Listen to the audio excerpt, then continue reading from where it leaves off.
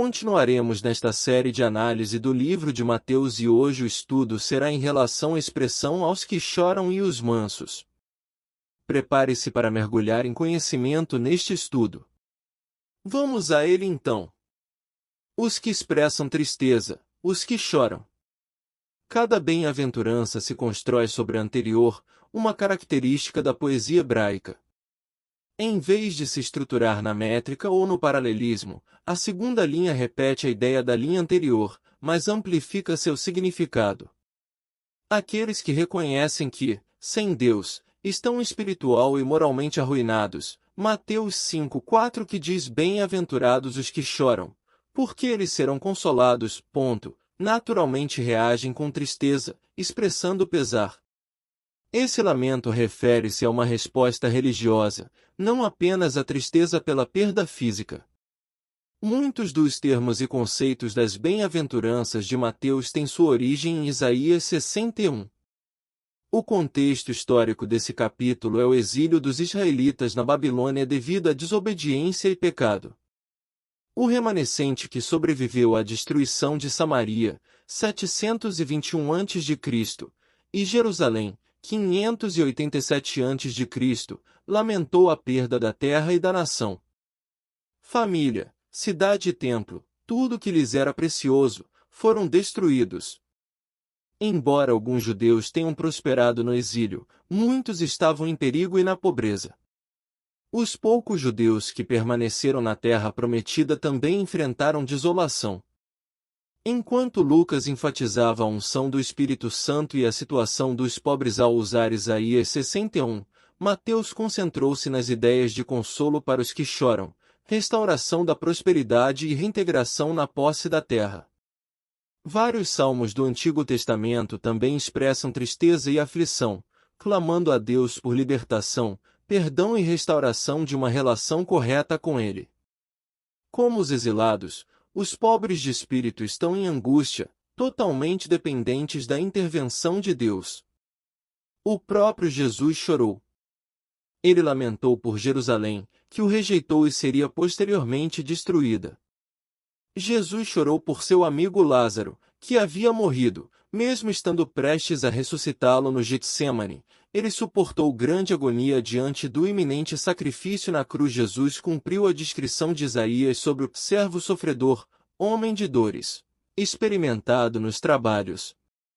Um dia, ele enxugará todas as lágrimas dos olhos de seu povo. Chorar é ter remorso pelos pecados, arrepender-se, renunciá-los e abandoná-los. Isso exige total confiança na misericórdia de Deus e completa despojamento de todos os outros recursos. Sintomas da ausência desta bem-aventurança incluem a petulância ao pecado, a falta de seriedade acerca de suas consequências e a presunção do perdão de Deus, o que Dietrich Bonhoeffer chamava de graça barata. A promessa para os que choram é que serão consolados. O consolo desempenha um papel central no papel do Messias para restaurar o povo, sua terra e estabelecer o reino, como visto em Isaías 61.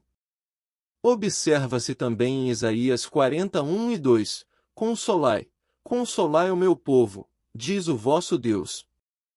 Falai benignamente a Jerusalém e bradai-lhe que já a sua servidão acabou, que a sua iniquidade está expiada e que já recebeu em dobro da mão do Senhor, por todos os seus pecados. Na época dos escritos rabínicos, o Messias era chamado Menahem, que significa o Consolador. O segundo tópico que estudaremos são os humildes de coração, mansos. Essa terceira bem-aventurança complementa as duas primeiras e revela o segredo para vivenciar a ética do novo reino. E Stanley Jones explana de maneira esclarecedora. A primeira bem-aventurança, sem a segunda, leva a uma indiferença estéril, mas com ela resulta em uma ligação frutífera. Este versículo alcança aqueles que consideram a religião uma mentalidade de fuga, um meio de escapar da dor e da aflição.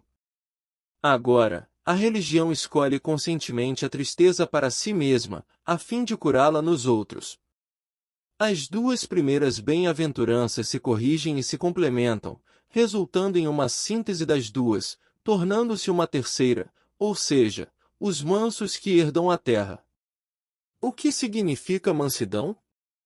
É uma das palavras mais mal compreendidas em nosso idioma, e seu significado no texto torna-se mais complexo devido às nuances das palavras grega e hebraica que ela tenta traduzir.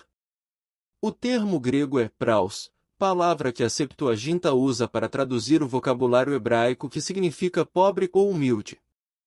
Em outras palavras, a mansidão tinha uma ampla conotação no hebraico. Dada a tendência de repetir ideias em paralelismo sinônimo, o significado primário de praus é mais ou menos equivalente ao significado de pobres de espírito na primeira bem-aventurança.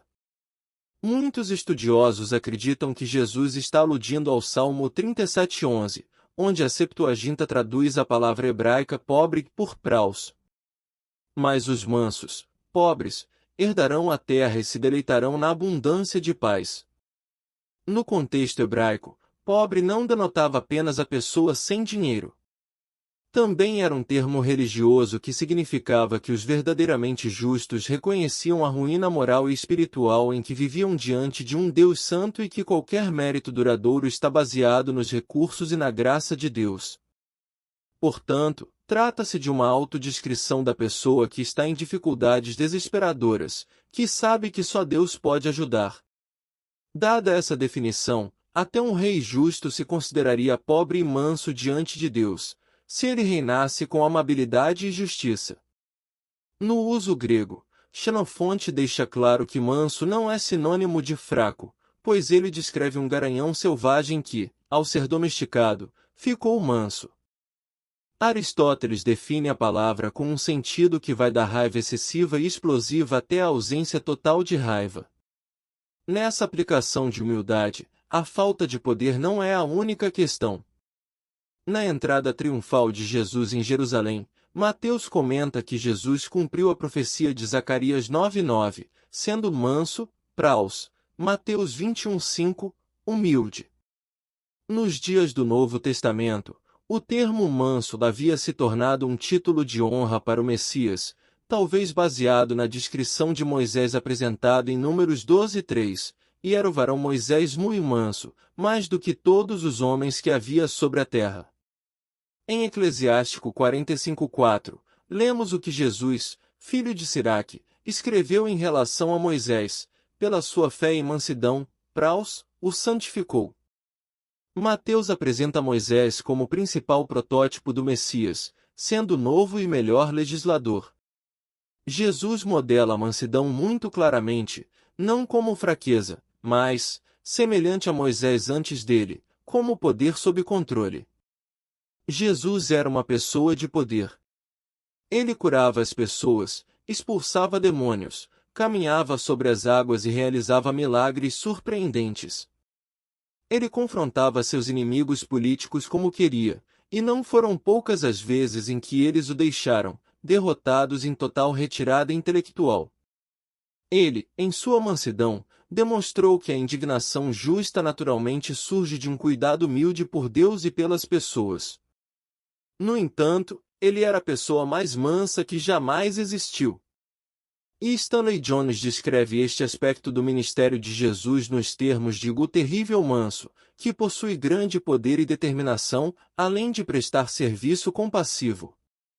Os mansos são terríveis porque não podem ser comprados ou vendidos, seu serviço aos outros dura mais que o tirano valentão. Paulo fornece um valioso comentário sobre esta beatitude ao incluir a mansidão na lista do fruto do Espírito, em contraste com as obras da natureza humana pecadora. Ele frequentemente associa a mansidão à gentileza. Associando a mansidão à gentileza, ele incentiva os crentes a serem mansos para com todo o mundo. Assim, a gentileza é parte integrante da mansidão. A promessa para os mansos é que eles herdarão a terra. Para compreender essa parte da bem-aventurança, é necessário examinar a história de Israel, os atos salvadores de Deus nessa história e o conceito de Terra Santa. A terra é um tema na história da salvação desde o Jardim do Éden, quando Adão e Eva foram expulsos de lá, e Deus prometeu um retorno ao paraíso edênico na terra de Israel. Quando Deus redimiu Israel da escravidão egípcia, a salvação veio como uma jornada à terra prometida. O mesmo é verdadeiro em relação ao fim do exílio na Assíria e ao cativeiro babilônico, que resultaram no retorno do povo e na restauração do templo em Jerusalém. No entanto, os bens imóveis não são a única coisa pretendida. A terra era uma promessa dada aos que confiavam em Deus. A terra prometida e sua posse tornaram-se símbolos da ação futura de Deus para salvar seu povo. A terra assume um significado maior, pois é prometida aos mansos justos que servem a Deus humildemente. Apenas os justos receberão a bênção de Deus, enquanto a prosperidade dos ímpios é efêmera. A prosperidade dos justos está condicionada ao amor que eles têm por Deus e à manutenção do pacto por amor e lealdade. Embora a prosperidade material seja uma consequência para os mansos que seguem a Deus, a herança da terra representa, em última instância, a vindicação final de Deus sobre os mansos. Quem se exalta será humilhado, e quem se humilha será exaltado. Quem se apega à terra perderá, ela só pode ser recebida como um presente. Muito obrigado por assistir este estudo e já convido a você assistir o próximo vídeo desta série, Análise do Livro de Mateus. Até o próximo vídeo.